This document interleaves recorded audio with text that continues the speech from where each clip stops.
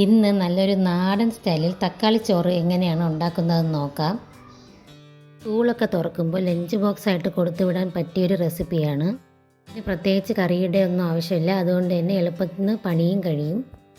ഇനി ഇതെങ്ങനെ ഉണ്ടാക്കുന്നതെന്ന് നോക്കാം. ആദ്യം ഒരു പാനിൽ ഓയിൽ ഒഴിച്ച് കടുക് പൊട്ടിക്കുക. കടുകെല്ലാം പൊട്ടിയതിന് ശേഷം ഇഞ്ചി, വെളുത്തുള്ളി, പച്ചമുളക് എന്നിവ ചതച്ച് ചേർക്കുക. ഞാൻ 1 സ്പൂണാണ് ചേർത്തിരിക്കുന്നത്.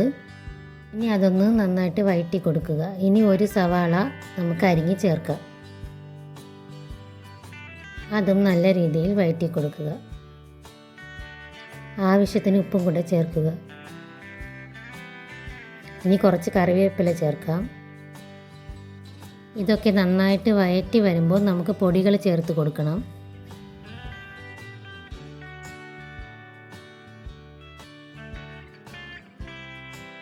ഇനി ഇതിലോട്ട് 1/2 ടീസ്പൂൺ മഞ്ഞൾപ്പൊടി, 1/2 ടീസ്പൂൺ ഗരം മസാല, 1 ടീസ്പൂൺ കാശ്മീരി മുളക് പൊടി, 1/4 ടീസ്പൂൺ നോർമൽ മുളക് പൊടിയും ചേർക്കാം.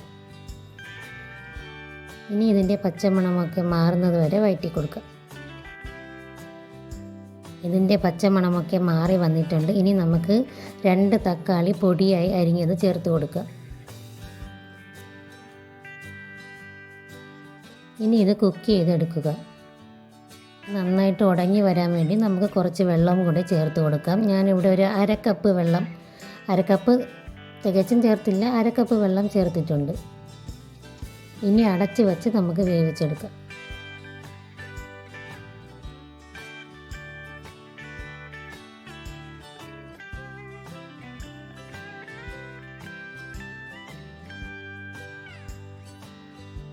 നമുക്ക് വെന്തോന്ന് തുറന്ന് നോക്കാം.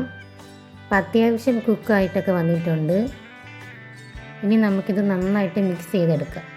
ഈ കുറച്ച് വലുതായിട്ട് വലിയ പീസായിട്ട് കിടക്കുന്ന തക്കാളിയൊക്കെ നന്നായിട്ട് ഉടച്ചെടുക്കാം.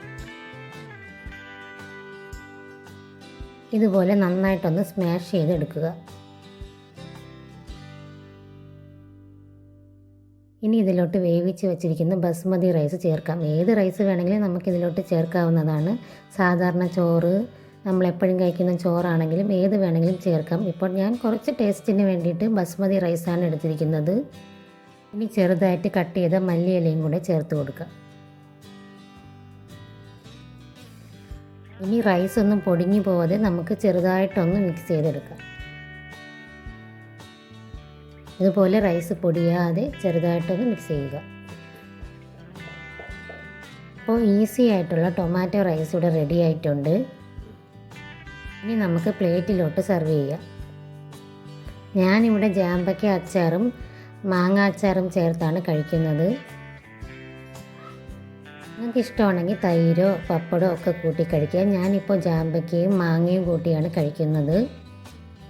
തക്കാളി ചോറ് എല്ലാവർക്കും ഇഷ്ടപ്പെട്ടെന്ന് കരുതുന്നു. Thank you.